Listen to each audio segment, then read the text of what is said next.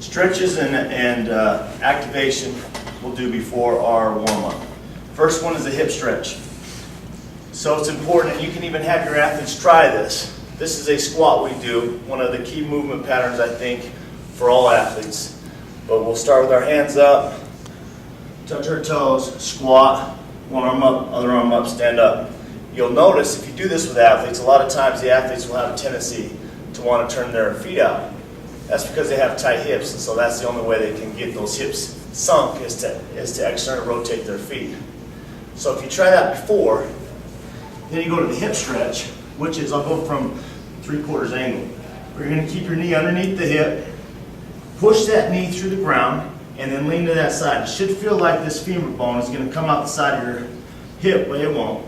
But that's what it should feel, a lot of pressure. Hold for 15 seconds. Then we're going to windshield wiper that foot up. So notice the knee stays in the same place.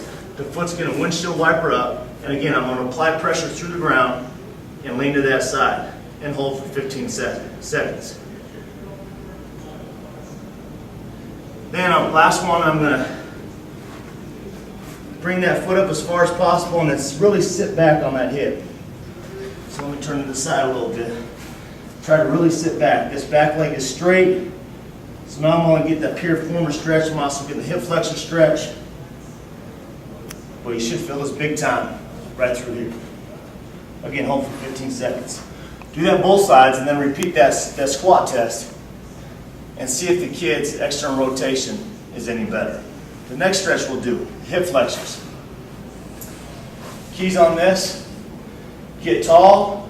So we don't want to push the hips forward. That may be a better stretch, but we're actually working the hip capsule and not the hip flexors. So we want to keep tall. A lot of times I'll have athletes put their hand on their rear end and flex so they can feel those glutes contract. Reach as high as you can, and then you're just going to hold for 30 seconds. You should feel the stretch all through here.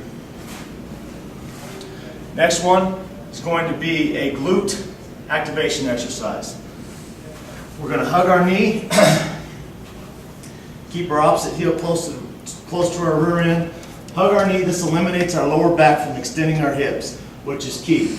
Next thing you want to do is focus on lifting our hips with our rear end and not with our hamstring. We're going to bridge, hold for 5 seconds. Have the athletes feel their glutes and make sure they're firing, make sure they're contracting, and then back down. We're going to do that 3 times. So 3 5-second holds. Next one is some ankle mobility. So a lot of times when we talk about speed work, we'll get to this later on, but we want the athletes to be in a good 10 degrees positive dorsiflexion. So if an athlete's having a hard time doing this, they're not going to be able to squat properly, okay, they're not going to be able to land jumping properly, and they're not going to be as fast as they're capable of because the force application through the ground is going to be limited. So rocking ankle mobility. We're just going to rock back and forth, trying to get that heel to the ground, come up as high as we can. Good. Just getting some range of motion through that ankle joint.